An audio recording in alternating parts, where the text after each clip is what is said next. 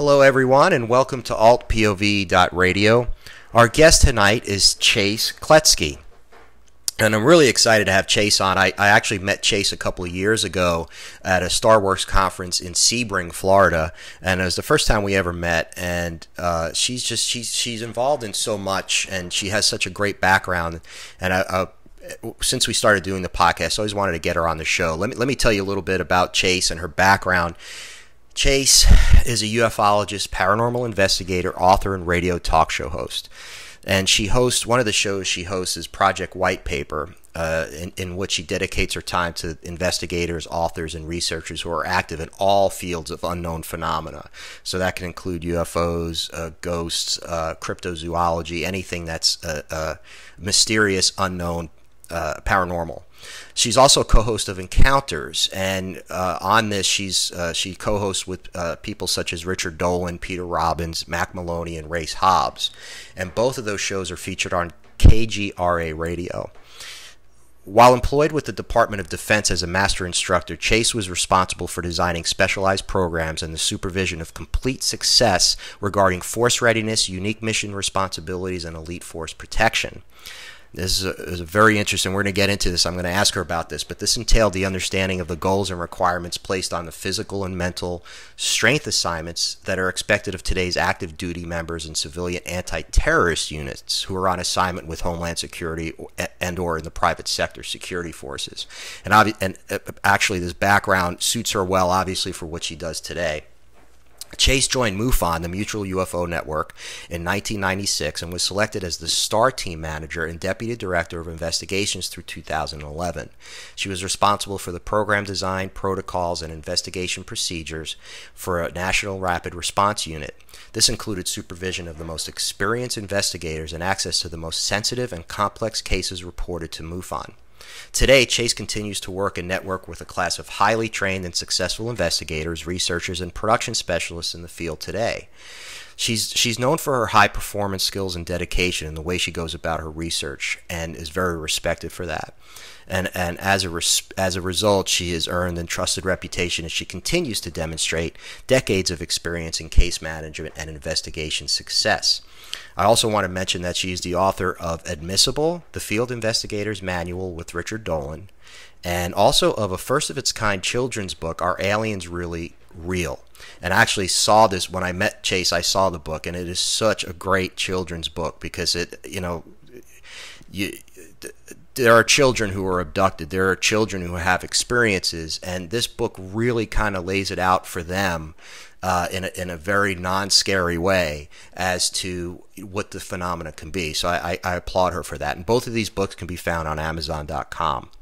So Chase, after that long introduction, thank you for coming on the show. It is so my pleasure. I've been looking forward to it. I always ask my guests this question because it's always it's interesting how people get into this field. How did you first get interested in not only UFOs but paranormal phenomena in general? I think the very first realization I had about the phenomena in general, I was homesick from school one day, and I was 16 years old. I have strep throat, and my stepmother handed me a book. And of course, I was annoyed because the title interested me. It did not interest me in the slightest bit, but it was called Chariots of the Gods. And I set it down on my, nightstand, and eventually, picked it up and started thumbing through it. And I was shocked at the questions that this author was asking. I have never heard these questions before, and it was the first time I realized you could think like this. You could ask these questions and really think out of the box and explore outside of kind of our normal little boxes and what we're told. And then, of course, as time goes on, I've had a few paranormal experiences as a child. So, of course, a deep interest really was embedded early on.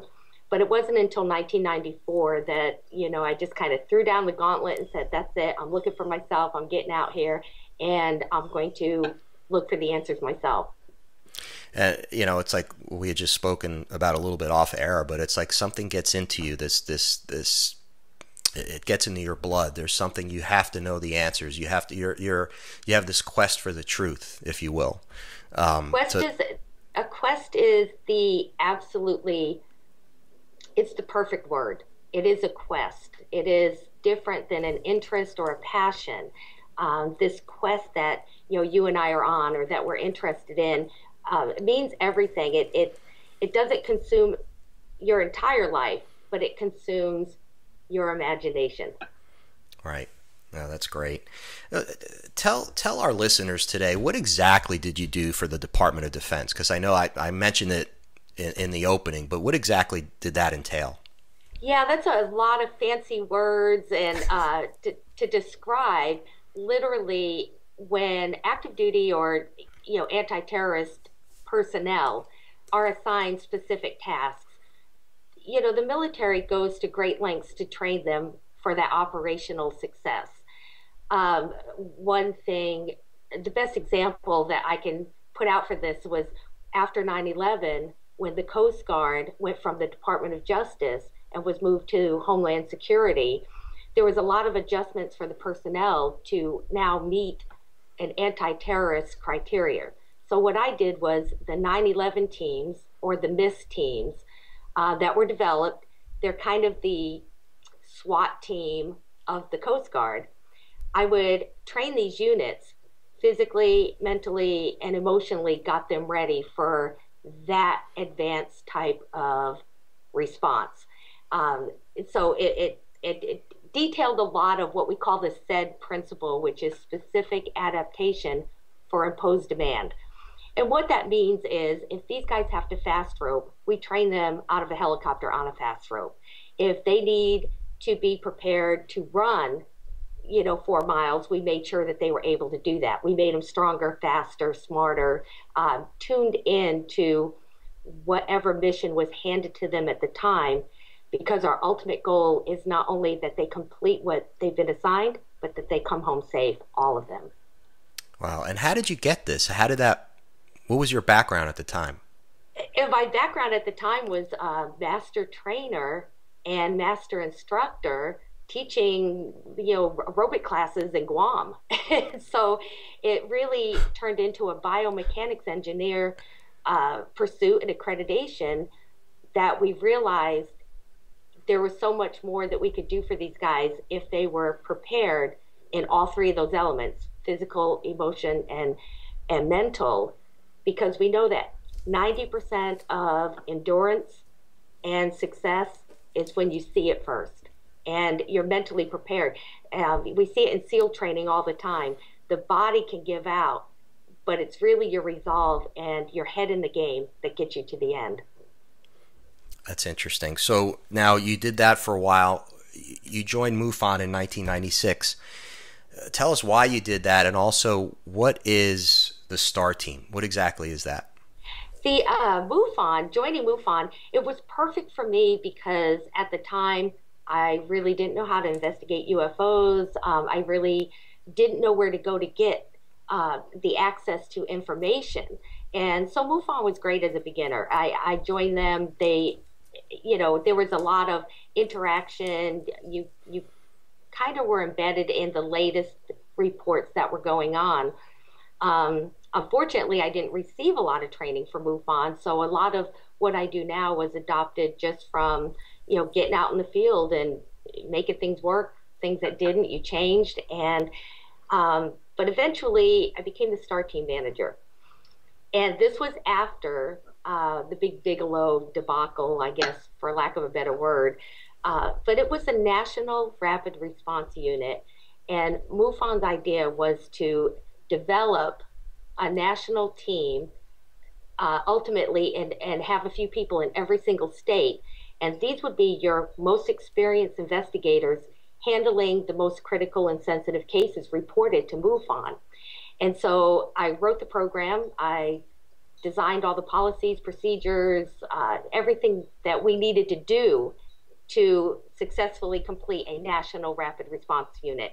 I loved the job. I did it for a while. It was awesome. We were killing it. And then I moved on. So in fact, the book Admissible, probably 1/3 of that book is the STAR team manual, and kind of the foundation I laid out for that program is about a third of the foundation that I laid out in the book for investigators. Wow, that's impressive. And I've heard about this from some other people who were on the team or associated with the team. And I think most people have no idea that existed. Now, let me ask, does it still exist? I believe so. I never hear anything about it anymore. As an independent, and I don't mean this as a criticism. I just really don't hear much from MUFON or about them, even in our own community. So it's just, I know they're the STAR team manager. I don't know what they're doing. Right. And one of the goals I had when I was with them was complete transparency. I thought, if we're having cases critical enough to deploy a national response unit, these were all category 3s. These were landings, contacts. Those are exactly the cases the public needs to know every single month. And they need to know who investigated them, who are the witnesses, what happened. And that was my goal with the STAR team, that all the cases were out there. They were easily found. You didn't have to be a member of MUFON to get into the CMS to see if you can maybe hunt down this case. Everybody was going to have access. Right, because it's for awareness. Yeah. Right. So no, that's great. What was that experience like? I mean, were you there during?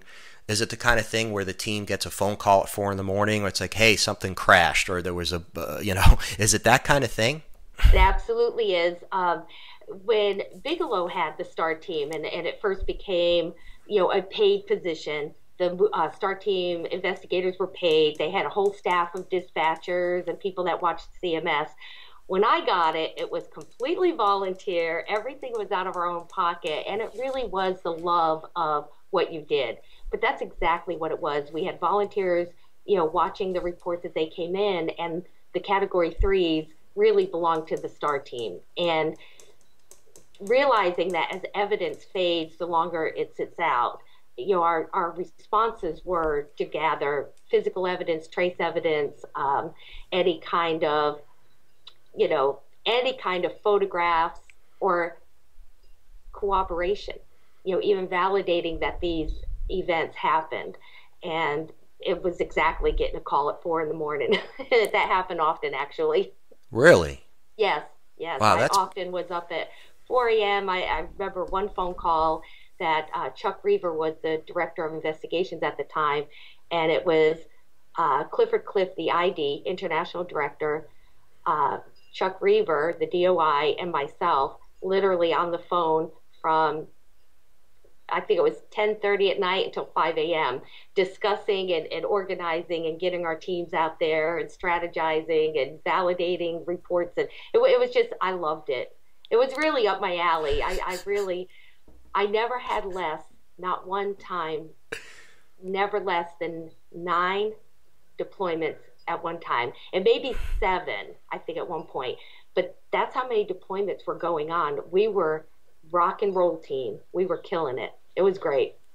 And and again, I don't think people realize that the fact that there are so many deployments like that going on these, like you say, critical, level 3, cases where that's close encounters, crashes, whatever, possible crashes. I know. I can imagine that's like an enormous adrenaline rush to be part of something like that, because you're trying to get literally maybe feet on the ground before anyone else. So let me ask you, though, was it the kind of thing that when you did this, was there did you have any run-ins with the military, or because they're probably trying to do the same thing maybe in some of these cases? I mean, how did that work? We did. We found several cases where our investigators and our work was being compromised many, many times. And, I think of a case in Florida where we had a STAR team investigation, and the team went out there, and it was later reported by the STAR team investigator that after he had left, the witness had reported to him that they had gone off to the store for a little bit, and when they had come back, somebody had come in and burned his backyard. And this was a reported landing. So I was excited because at this point, I had two immediate things jump in my head. One, get back there, because now we can prove, something else has occurred. We can prove, that somebody else was interested in this. So it adds validity to the report.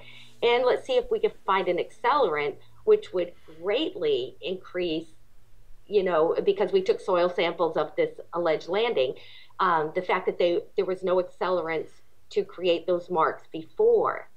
And now we can prove there are. So they actually helped us a little, but there was no doubt that there are many people watching what the STAR team was doing at the time.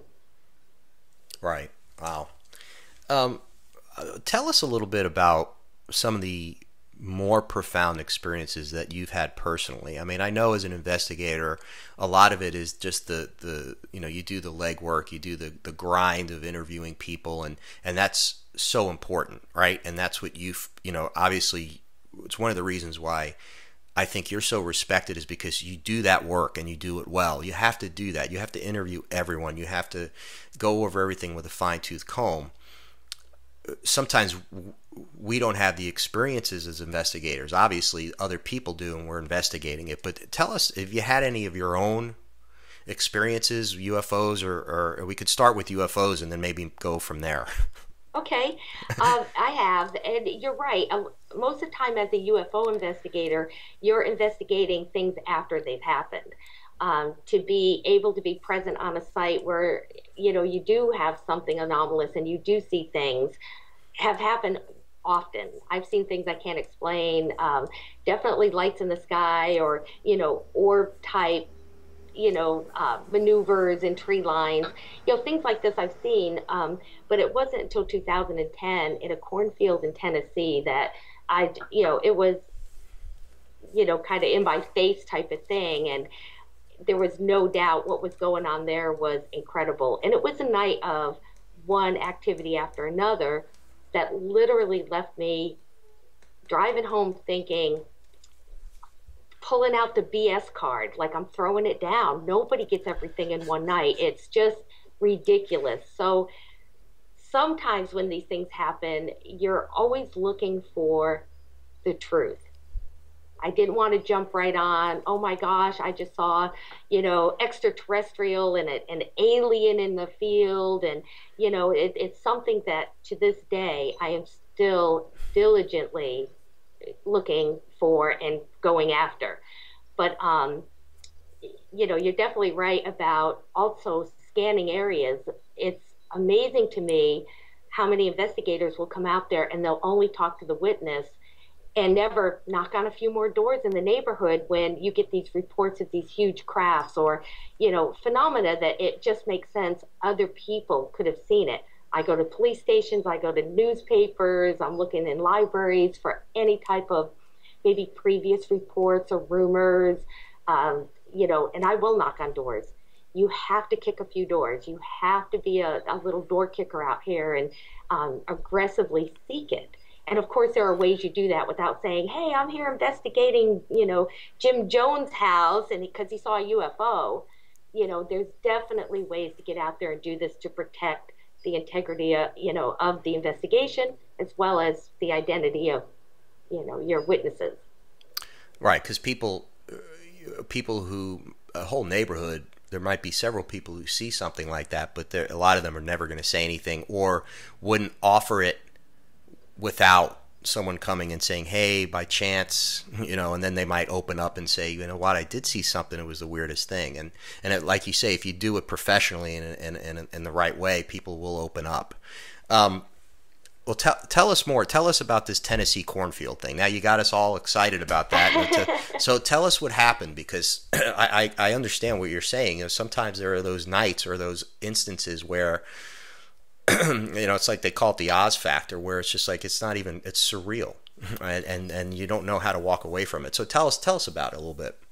This one was a case that I was assigned as a MUFON field investigator, and the original report were these orange orbs and lights in the sky, and as I contacted the witness, as we usually find out as investigators, the more you talk, the more confidence, you gain from the witnesses. So he was telling me a little more about the phenomena. At this time, it was ongoing. So I was hearing from him often. He would call me when things were happening. And he was actually with his cousins, and he's starting to chase these things late at night. And he's getting out there, and I'm a little worried about this witness. I found him incredibly, honest and incredible. However, these are good old boys in the backwoods of Tennessee, and this is extremely rural Tennessee. They don't dial 911 out there. They handle their own problems, and that became clear later on in the evening. But I did get a call from him at one point, and he's,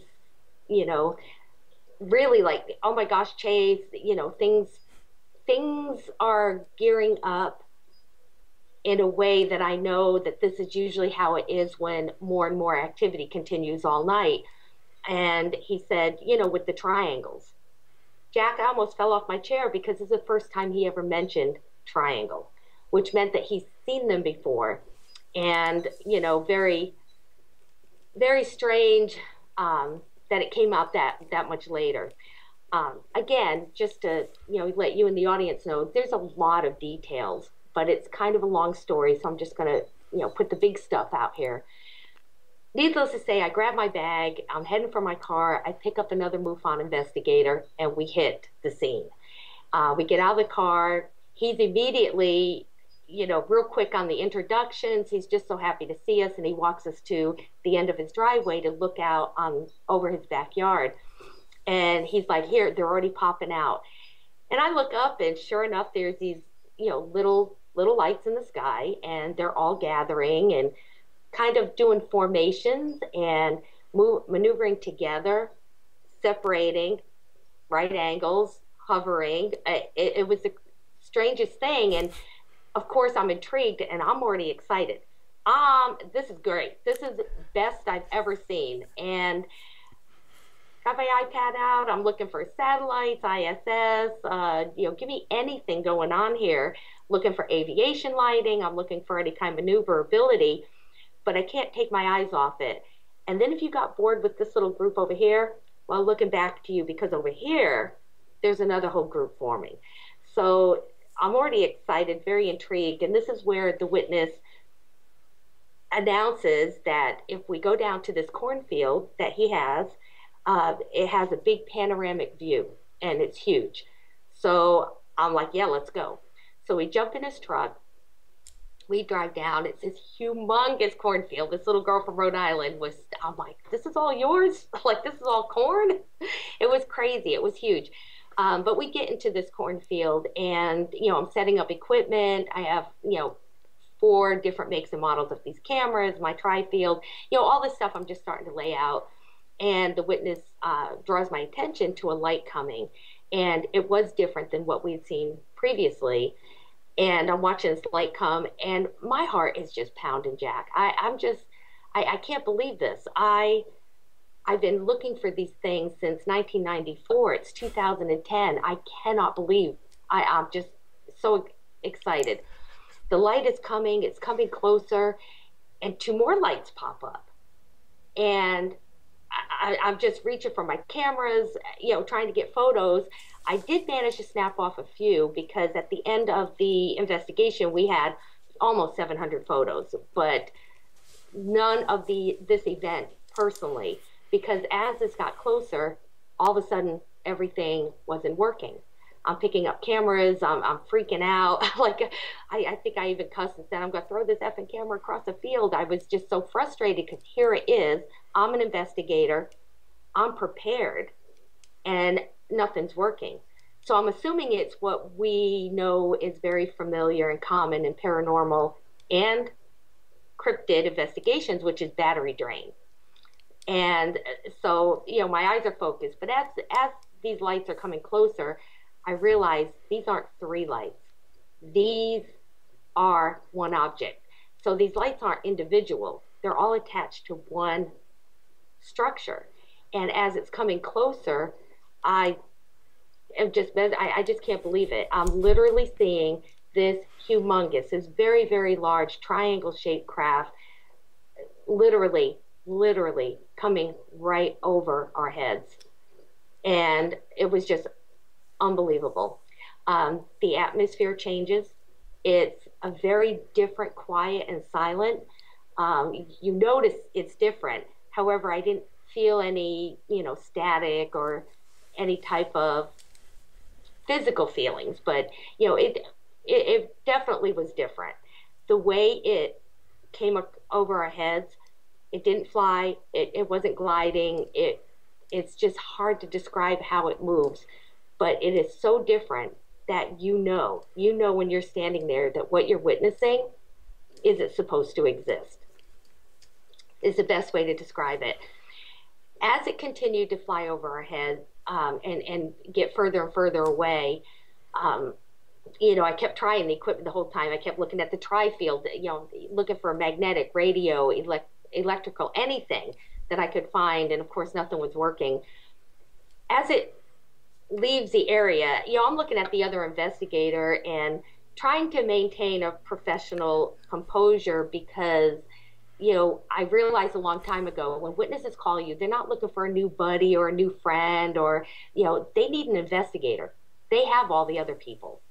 And so I'm trying to maintain professional, but I'm looking at the other investigator. I'm like, oh my gosh, it was, I'm ready to happy dance. I'm ready to break out and think, oh my gosh, are you friggin' kidding?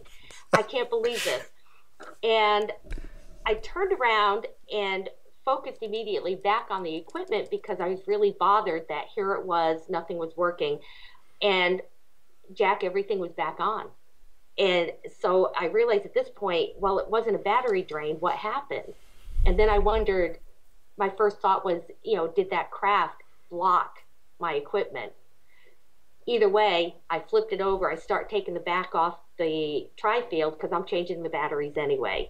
And as I'm doing this, all of a sudden I got this feeling, and I remember saying to everybody, hey, does anyone else feel like you're being watched? And I said, and I don't mean from up there. And before anyone could answer me, there was this fear, and it was physical, and it pounded into my body. I mean, I felt it so clearly, and all of a sudden, it's like every single cell of your body is completely aware and surrounded by terror. It's more than fight or flight. It is sincerely, every cell of your body terrorized. And I don't know what happened, Jack. All of a sudden, I just turned and started to run. And when I did this, I noticed the witness and the other investigator did the exact same thing at the exact same time. Later on, of course, I'm thinking, it struck me that no one said anything about fear. No one was leery except me initially when I first mentioned it. And nobody said, oh my gosh, what's that run? There was just no reason for this behavior. But that's what we did. And I completely tell you that it was put upon us.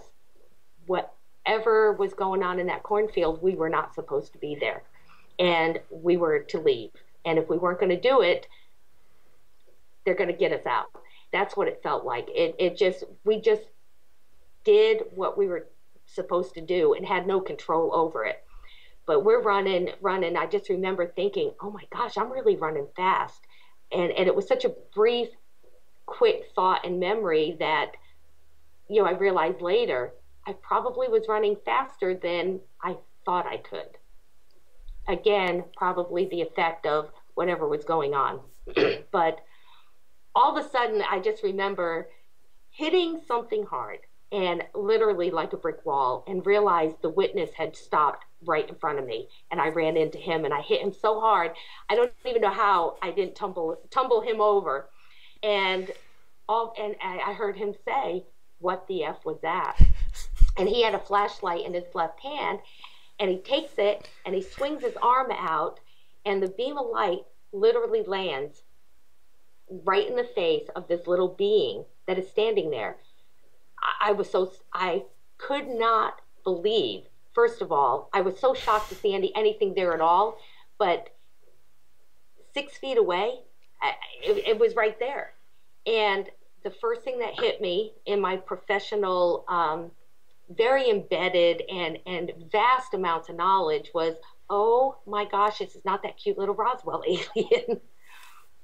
I hate to admit it, but that's exactly what went through my head. And the second thing I noticed immediately were his little legs, and they were twig-like. And I'm not talking just much thinner than his body. I'm talking very thin twig, you know, like at the end of a branch that you know could never support the branch.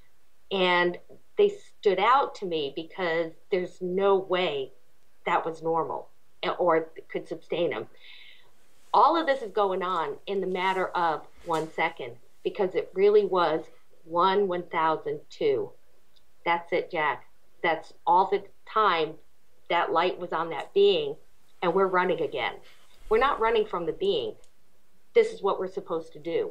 You know, we're somehow just doing this. We get in the truck.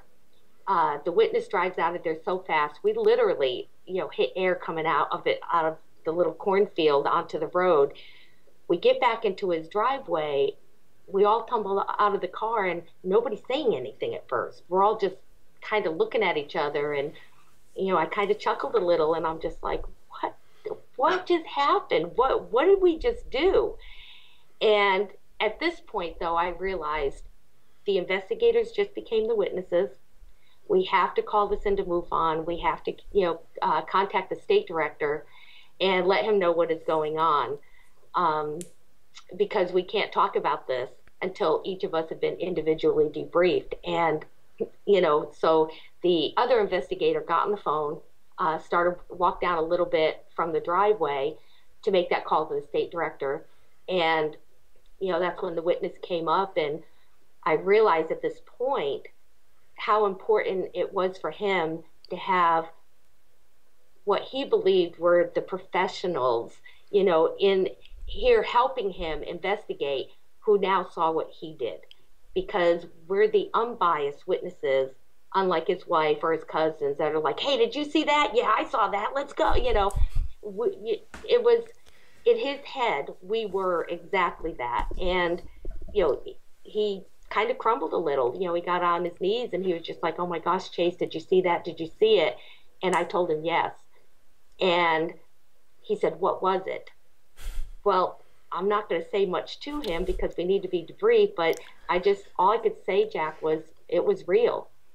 And after, you know, he just kind of said, well, what do they want? Well, when he first said that, my first thought is they. I didn't see they. I saw it. I didn't see anything about a they. So, but I realized that was more of they as in, but it was a crazy, crazy evening. You know, obviously after calling the state director, you know, he's gathering up, you know, his senses and heading out as soon as he can get in his car and get there. There was a lot of attention on this case. A lot of people got involved and, you know, debriefed us. We were individually interviewed by the state director. The chief investigator of Tennessee came out maybe 2 weeks later. There was a lot of investigation done, but, you know, it really was on the way home. You know, I'm thinking of all these things, and I just, you know, within 30 minutes, we're back in the cornfield. I'm looking for physical evidence. I'm like, there was a being here. Where are the footprints? I could retrace every one of our footsteps, including where I hit the witness when he stopped, but there was nothing. You know, his cousins had kind of made an appearance down at the cornfield. They didn't come out where we were. But, you know, it kind of hit me, you know, did they put something out here I just didn't notice when we first got here at dusk and could see everything? And I just didn't notice this hoax. But, you know, it didn't explain the triangle. And I can tell you that when we left, the cousins were in back of us. And when we pulled into his driveway, they flew by us. They went home. They're done. They don't want to talk to us. They could care. They're going home. They've had enough. And it was just one of those evenings. But we were back. I finished the investigation that evening. But on the way home, I couldn't help but think, something's off. Why am I not buying this? Nobody gets everything in one night. And to this day, I've never said that I believed that this was completely extraterrestrial because, you know, my head and my heart know exactly what happened. It was hard to come out and talk about this because as STAR team manager, as an investigator, I can offer not a shred of proof other than, you know, corroborating statements, you know, all the witnesses were on the same page, we were debriefed, everything was done right. But it's just very difficult because my gut is telling me something's off. And to this day, I still haven't put my finger on it, but I did come forward and, you know, just tell the truth of what happened, the good, the bad, and the ugly. Nobody wants to think of a STAR team manager or an investigator running from an alien. And of course, Jack, that's not what happened. It had nothing to do with that. And, you know, I tried to make that very clear in some of it. But of course, you know, some people miss that part. I hope they're not investigators because you miss a witness statement with something as important as we were already running. So I don't know. It's, you know, and that's one of several others. I've had another case recently, very recently, where with a very well-known UFO witness, Chase Kloetzke, and I do have permission to use his name while I talk about this, but we were on an investigation, and the reason he was there is because it was, he had seen the initial light, and we had gone to the next town over, and we were doing this investigation. These people had reported to us this very significant activity, and it was enough to make me drive to North Carolina. That evening, there were 9 people involved. I believe there were 7 of us literally going through the woods. At this point, I want to get my tri-field meter, and there's this huge power line. And next to the power line are that little batch of woods that, you know, they have to plant between residents and big power lines. I can only assume to absorb, you know, high EMF or something like this. And I need to go to the power lines because I want to track where that EMF spike ends, so I can document that, you know, with the GPS location, so to see if it involves any of the sightings that they've had. We're walking through this woods, again, making, you know, a very complex situation, just kind of throw it out there in the big thing. But we're walking, we're in a straight line.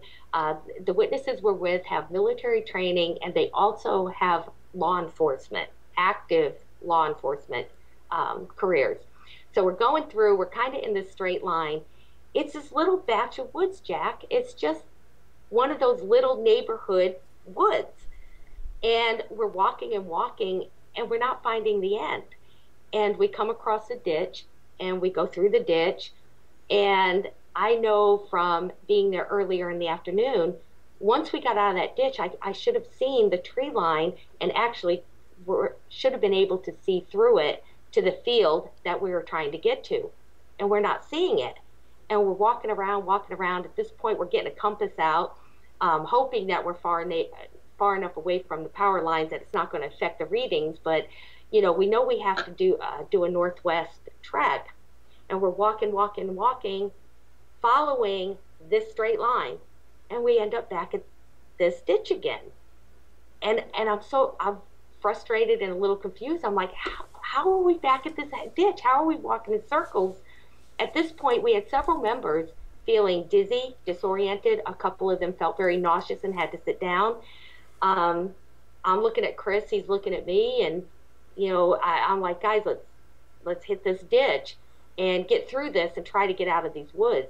We come out of the ditch again, and sure enough, there's the opening, just like it should have been the first time. And we walked out, and I continued the investigation in the evening.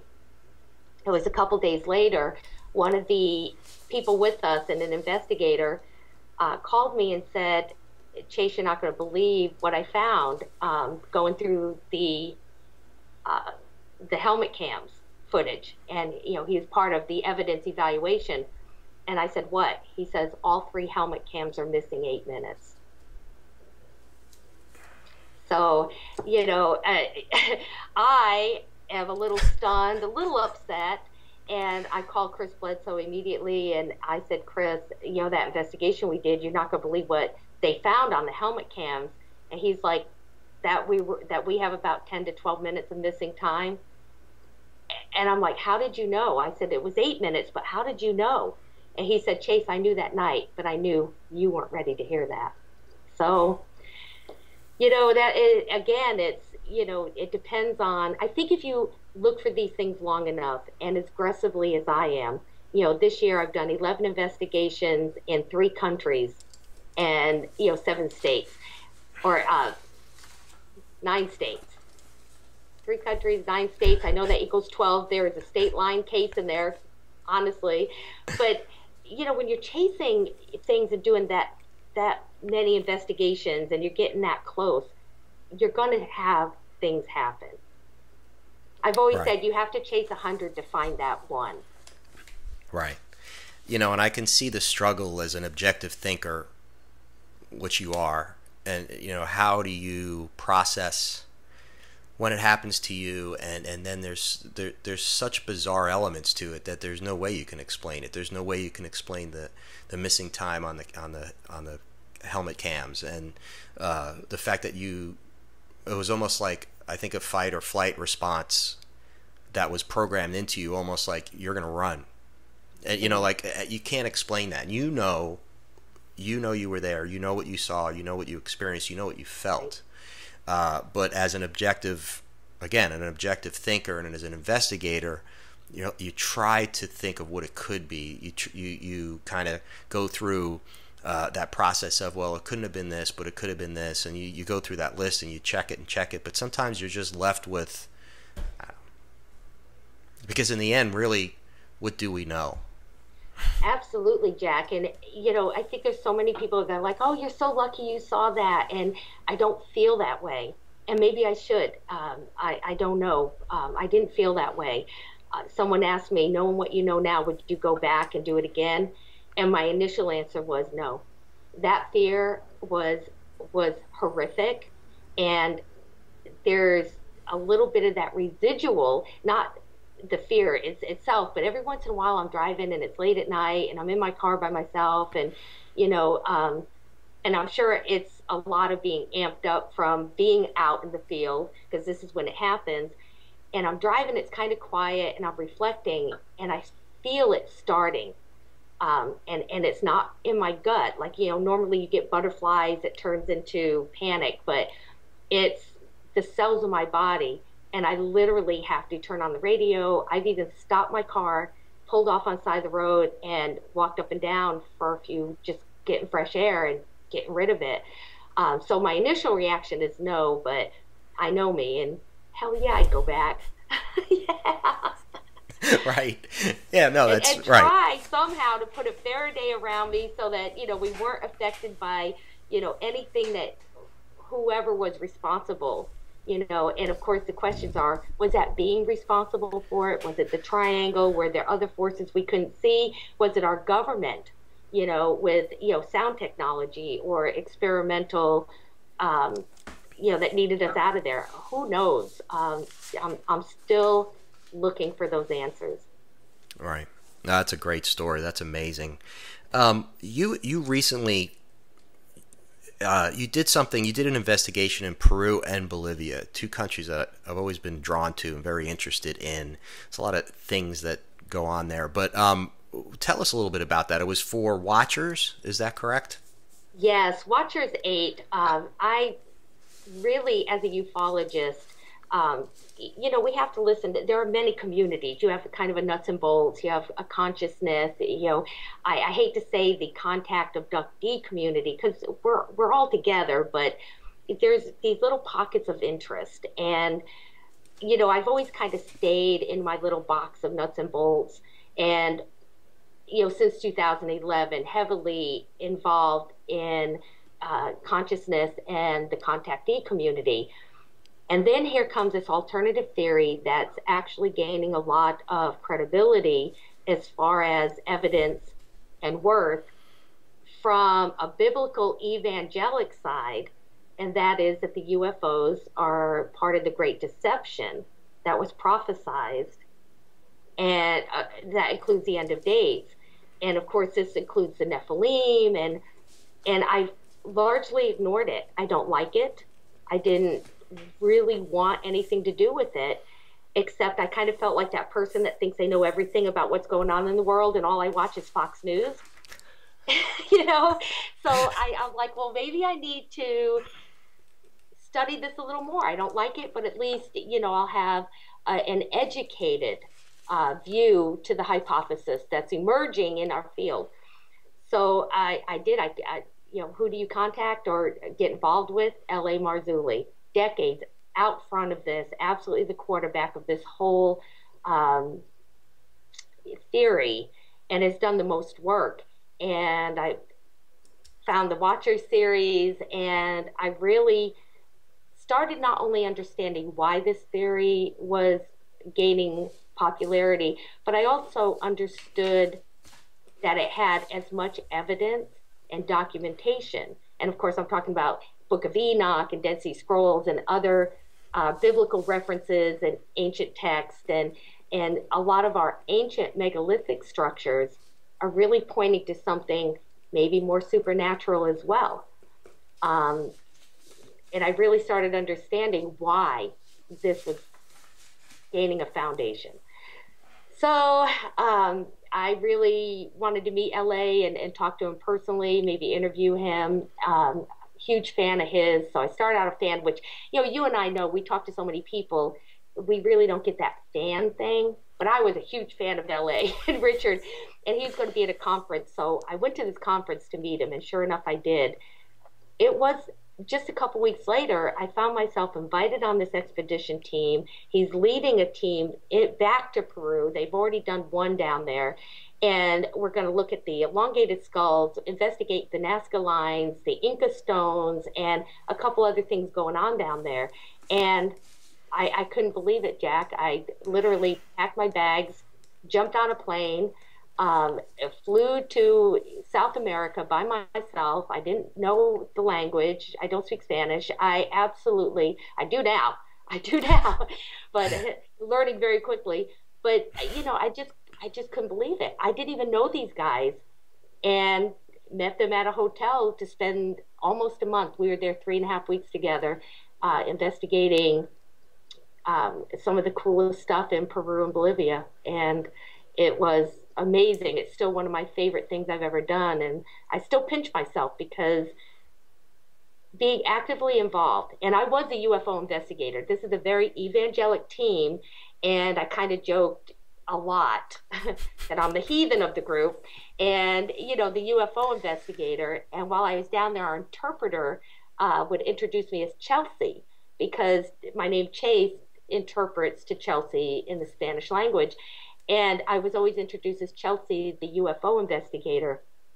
And Jack, every time she did that, you could see them light up almost. And every single person would tell me a story. They're so open. Of course they're real. Of course they're out there. It's, you know, you silly Americans with all your technology that are asking these questions, but, well, yeah, they're here.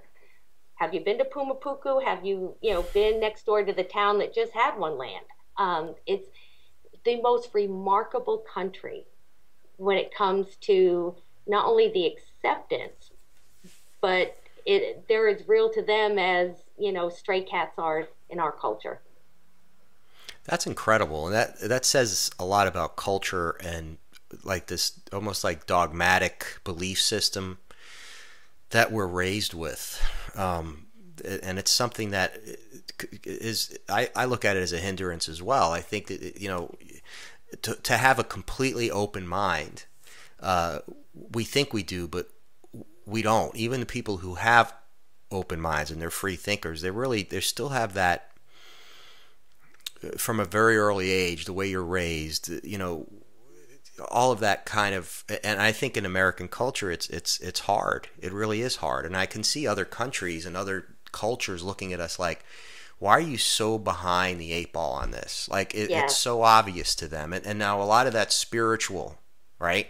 And I think obviously we've lost some of that real spirituality so we really kind of don't understand that anymore, whether it's with the pyramids or, these other megalith structures that you talk about. It's like we can't quite, it always has to be so, well, we were brought up this way. This is the way we think. And maybe it's the way we're taught in school, partly too. Maybe. It's also prove it. That's the first thing everyone says. I mean, right. Why do we trust these astronauts and pilots and some of the best, like we saw at the citizens hearing? We trust them with our security, our national security, the biggest secrets kept. We trust them with our most deadliest weapons. We trust them with, and the minute they report as very conscious observers something strange that's not supposed to exist, we doubt their credibility and everything. It's unbelievable, the double standards that we have sometimes. And and I also think in America we have a whole population that also understands where we came from, the spiritual nature. And are they still here?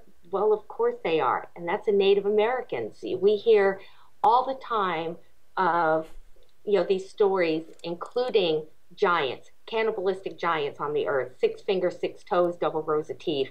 We're hearing about these from these oral legends and finding proofs of them. But it's crazy in our sophistication. We've almost lost the one thing we need to understand. Right, to truly understand. And we rack our brains. And don't get me wrong, I think that the prove it, there's something to be said for prove it, right? Sure. Because there are a lot of wacky hoax or people out there for the wrong reasons, and it's hard. So yeah. and a couple things happen, and so you really become kind of, I hate to say the word cynical, but I think as a society we're kind of cynical. And sometimes I wonder, like, if you spend, like you did, spend a month in Peru or Bolivia, spend a month even in France, like it doesn't have to be, go to France, go to Italy, go to Japan. We talk about ghosts. Yes. The Japan, it's like, of course, like, what are you, crazy? You would even question such a thing. Ghosts absolutely exist. Now, they obviously have a different take, and that could be, it's obviously cultural too, because it's like, well, that could be pretty nasty with the ghosts and the way they, that's scary, but it's what they do have a more openness about that. So, yes. And I also think if you're a third world farmer and a UFO lands on your crop, that it's almost better not to have the knowledge and education and the protocol that people like us have, because to him it's like, okay, he sees it for what it is. And right. I think sometimes we're like, okay, I got to go through that checklist. I mean, but that's needed, and obviously know that is needed as well. A healthy skepticism is very important, but that's fascinating. You bring up such a great point, because a lot of things that we saw in Peru, and I have to admit, a little humbling from my arrogance, which, had you told me I had any arrogance at all going to Peru, I would have argued with you. And obviously I did, because driving through, it's still third world, and I was reminded on some of the places we drove through, I started feeling bad, like, wow, and then it hit me like a ton of bricks. I have girlfriends that have everything: money, yachts, the most beautiful homes, mansions, and they're on Prozac and totally unhappy. And I look at us in the United States and the struggles we have to just find happiness. And that's what I saw in Peru. And all of a sudden I'm looking, and they are the richest people ever on the planet, because they live so simply. They know they're still trading llamas and machetes, and they have no concerns of all this wonderful sophistication we have. And I loved it. Then it hit me, Jack, oh my gosh, all you have to do to take down this giant, the United States, Europe, China, the biggies, turn the light switch off. It's not going to change their world the slightest. We will be in complete chaos and destroy ourselves. And then the thing I kept thinking of, and maybe it was a company I was keeping, but all I kept hearing was, "And the meek shall inherit the earth." Right. Yeah, and I think sometimes less is more. Like, I'll never forget, they did this show on happiness. It was, I don't know if it was a documentary. It was a documentary, and I don't remember what it was in the context that, but I do remember that, like, one of the happiest guys they interviewed, like the happiest person on earth, is a rickshaw driver in India. And he literally is a rickshaw driver, and he has 12 kids, and they live in a hut, and he is the happiest guy you'll ever meet in your life. And all we do every day in America is struggle to keep up with the Joneses and the Smiths and the, why aren't we making enough money? Why aren't we, it's about stuff. It's not about experience, right? So if you take all that stuff away, what are you left with? You strip all that away, you're left with who we really are. Absolutely. So I mean, that could be its own show. You and I could talk about that for 4 hours, but I mean but that's interesting because, again, it's part of it.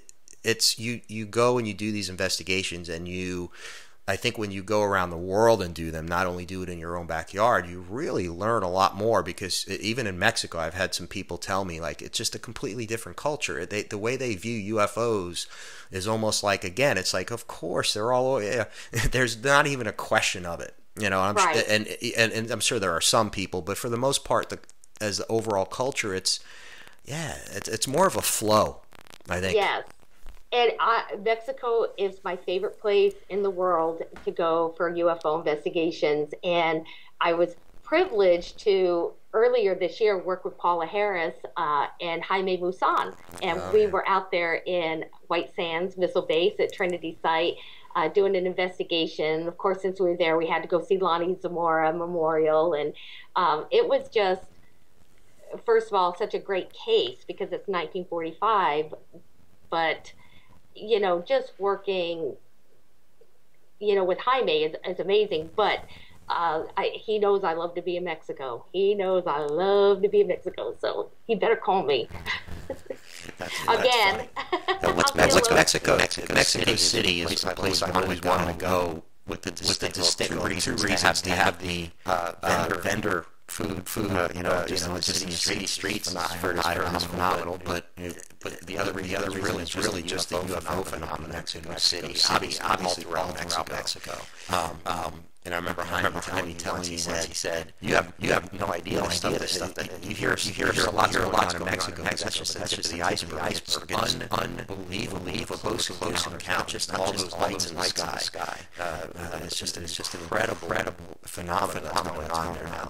So, but that's really neat. I think it's really cool that you go to these places and you come back with a bit of a different perspective, and perhaps it makes you not only I want to say a better person, but certainly a better investigator, maybe even a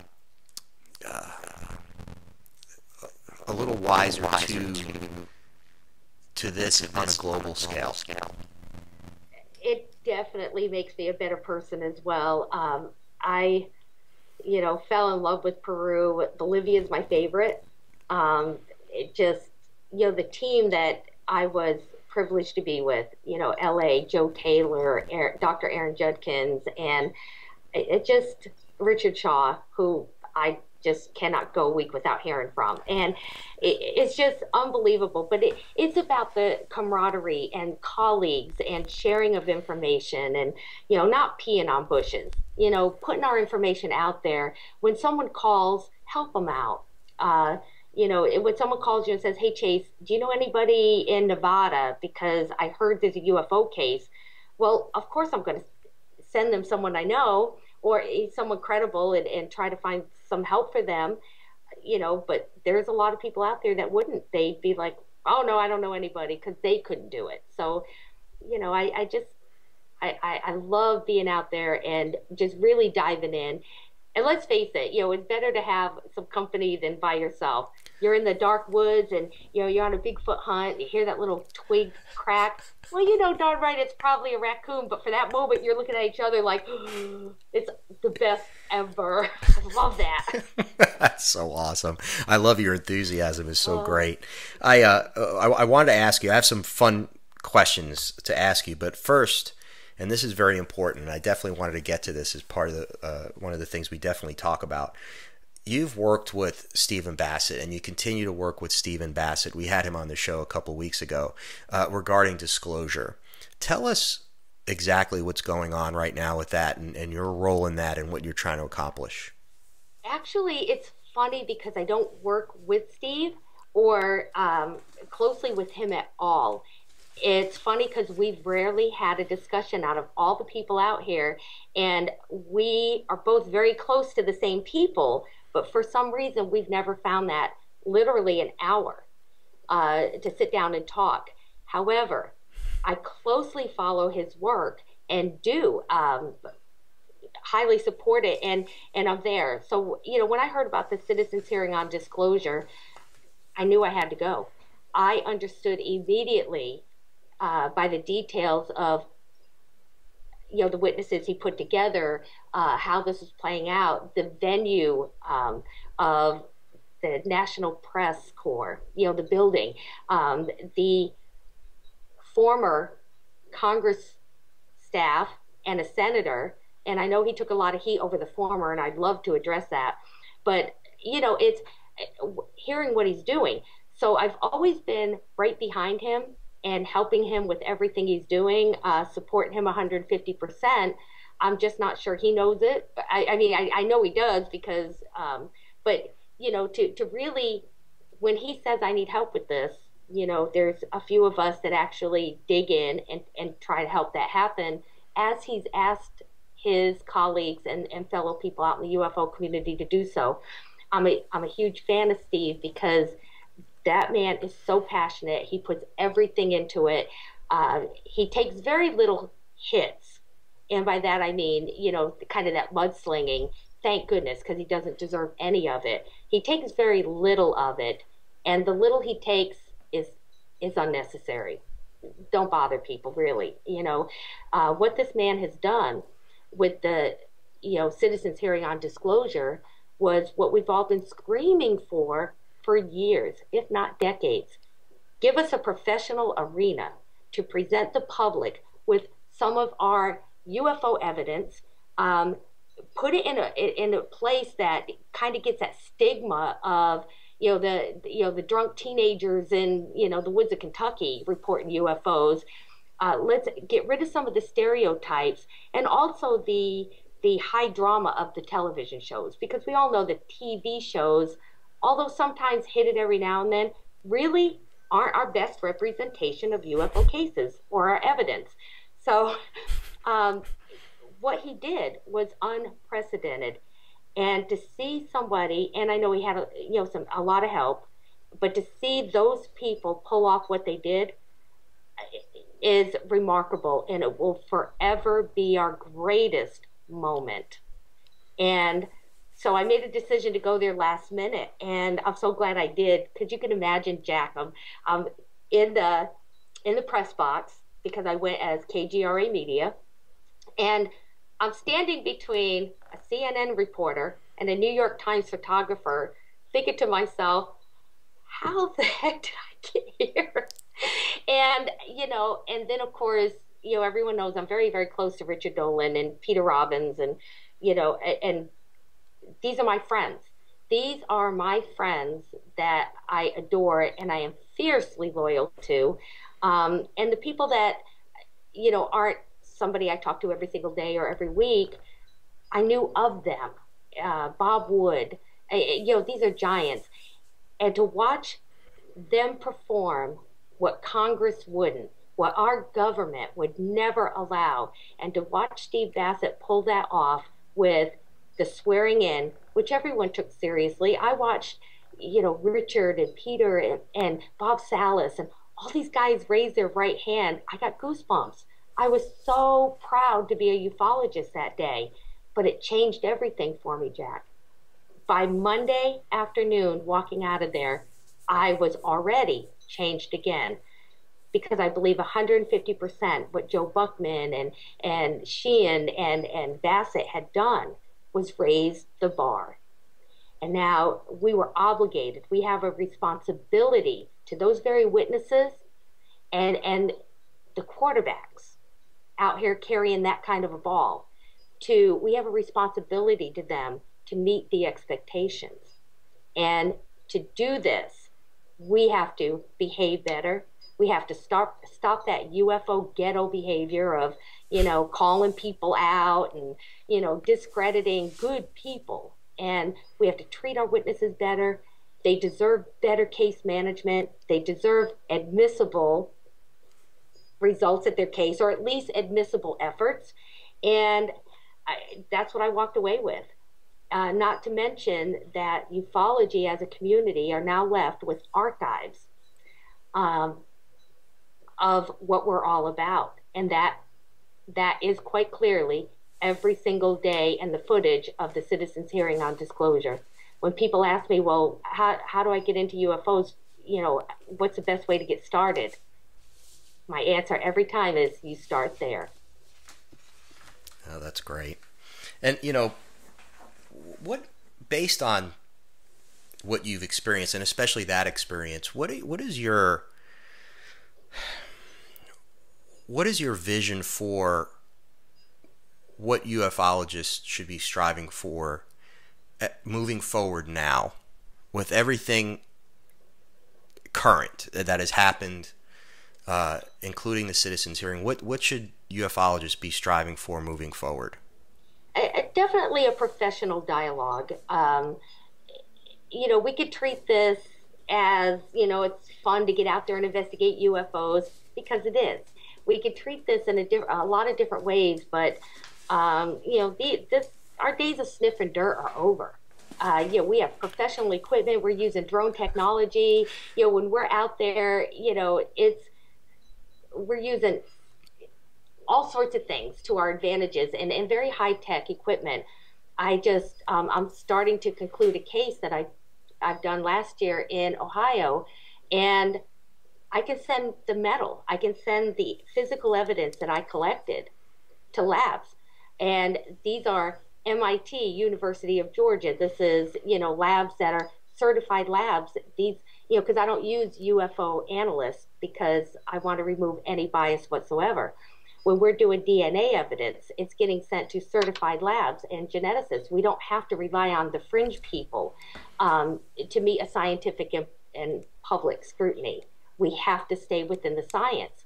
I don't look at scientists as our enemy. It's like, what do I need to bring you for you to look at my stuff? Well, it has to be collected professionally, Chase. Okay, how do I do that? You don't need a degree in forensics to learn how to collect. Admissible evidence is submitted, accepted, and tested every day from people that picked it up or they didn't collect it completely right. But everybody can collect evidence. It's as long as you're doing it proper, using proper techniques and even packaging, and everything has a chain of custody. If you're doing it right, they will absolutely take your stuff. So that was one of the things that I'd like to get out there, is that everybody, we can do this. We just have to know the rules. And instead of looking at these people like our enemies, well, what do they need? Because we need them. I love the skeptics. They keep me honest. They keep me up in my game. Well, Chase, I don't believe it because of this. All right, well, then I know that this is something I can focus on and be better. Because it's not about proving anything to the public or science or the skeptics. It's about doing everything we can for these witnesses that trust us and called us as the professionals we put ourselves out to be. I'm a UFO investigator. Hey, if you got a UFO case, give me a call. Well, if I'm not prepared with the proper equipment and ready to do right by them, why bother? Right. You're doing a disservice. Now, that's a great point. What motivates you the most to do what you do? Obviously the mystery, and it's the people. It's the people who have extraordinary experiences of things that aren't supposed to exist, and a lot of them feel it shakes them up sometimes. It turns everything around. They're struggling with these events and nowhere to turn. And when they call us, I love to say, hey, there's an organization called FREE, the foundation of Foundation for Research of Extraterrestrial Experiences. I can get you companionship and help and all these things. It's really the people that are most affected. And although we love our police officers and our military officers and pilots, and I never ever want to forget about grandmom in Kentucky in the backwoods that wouldn't lie to save her own children ever, or exaggerate, and still not prone to fantasy. So it's really about the public, and hopefully I can help contribute to education and more knowledge into the realities of the UFO phenomena. If you could see, if there was an end game to this, and we could look at the world 20 years from now, and things worked out the way that you would like them to work out, what would that look like? It would look like Paula Harris's message. It would look like we had full knowledge of a galactic community. We are now invited into a galactic community. We've all put down our war machines. We all put down the bickering and some of the sophisticated cages we put ourselves into, and really elevate ourselves in spirituality and consciousness. So as a whole society, that's what I hope for us. But I hope there's contact. I hope they're human looking, and not that I couldn't accept a reptilian. I'm just saying that and it's all love and light. That's what I would love to see, is that the evidence of where I believe it's going, not exactly. However, that would be amazing conclusion, and it's something to look back on. What if you met that being that you saw in the cornfields that night with the spindly legs, and he said, okay, there's no, it's a different circumstance. What would you say? What would you say to that being who scared you to death? I honestly think about that all the time, because once you leave, and I'm thinking back, I'm like, oh my gosh, what if he was there to warn me? And when I say he, there was absolutely no gender indicated, but I'm a mother of boys and a grandmother of boys, so it's just how my vocabulary is. But he, I wondered, was he there to warn us? Was he responsible? Was I supposed to contact him and somebody else? What was that about? But I would love that opportunity, because I would apologize for not asking if he needed something, or if he needed to get out too. Oh my gosh. And I know that sounds crazy, but you think of all the possibilities, and it's just it was ridiculous that whole night. And I hate some of these thoughts, because that has crossed my mind as well, Jack. What if he needed us too? What if we grabbed him, something wouldn't have happened to him? Who knows? Anyway, it's just one of those things. But I would definitely ask him, make sure he was okay, and then say, all right, dude, 411, what the hell were you doing? What was going out in that cornfield? I have to know. That's what I would say. That's awesome. Not only are you a great investigator, but your heart's in the right place. And we need more people like you out there. So I just have to say that, really. Tell everyone real quick how they can hear your shows, get your books, how they can contact you, your website. Give people information how they can reach out and learn more about you and your research. It's ChaseKloetzke.com. So I have a website. My books are on Amazon. My show project white paper is on hiatus right now. Unfortunately, I had to give up something I like to really devote more time into something I love, and that's getting out and one-on-one, getting into the field. But I still do encounters. We've just added 3 more hosts. Hopefully one more is coming, but Micah Hanks has joined us, Ken Storch, and Aaron Judkins. So get me on Twitter, hit me on Facebook. The books are awesome. I love my book. I'm very, very proud of the book. I do think it outlines creative and sophisticated investigations, but who cares about that? Just contact me, guys, because we need to solve this together. Get me on Facebook, get me on Twitter, and let's talk. All that other stuff is awesome, but it's yeah, it's maintenance. To me, it's just maintenance. Right. And I have to say, your children's book is really great. I just because I just think there's not it is unique. There's nothing like it, and there's it fills a void. I think it's great for kids, even if just kids in general, to know if you want to raise free thinkers, open-minded kids, to say, look, this is what could be, this is what, and certainly maybe, and for the ones who have had experiences and they're afraid of, and it does happen, it's out there, it's a part of this. So I commend you for that. So, and I commend you for everything you do. And I'm so excited to have had you on. Our thing with our show and our portal, we want to help those who are doing it right. And I say this to all my guests. It's like, we want to support you. So, let's have you back on. Update us on things you're working on. I do want to have you back on because we didn't talk a lot about this, but you've been a paranormal investigator for a long time. It's not just UFOs, it's hauntings, ghosts, and you've had some incredible experiences, and then we can talk a lot about that as I share in that with you. So let's definitely do that, and I know we'll keep in touch and stuff, but we'll definitely have you back on the show. I would absolutely love that. It's been such a pleasure, and anytime, Jack, honestly, and I am sincerely looking forward to us working together very shortly. There's no reason we can't. No, I'm really looking forward to that too, and I relish. I'm like you. I'm exactly like you. I want to be there. I want to experience these things, and I want to investigate it the right way. But I've had my moments where I'm in it, and I'm in it, and you don't know how you're going to react. You think you're going to be, the most professional person in the world, and you wind up like Shaggy and Scooby-Doo. So, right? That's all you need is a dog running with you, because I've had those moments and people still make fun of me for it. But we'll get to that, and that's for another show. So, Chase, thank you so much. Thank you so much, and appreciate you coming on, and we'll talk again soon. It sounds great. Thanks, Jack. Okay, thanks.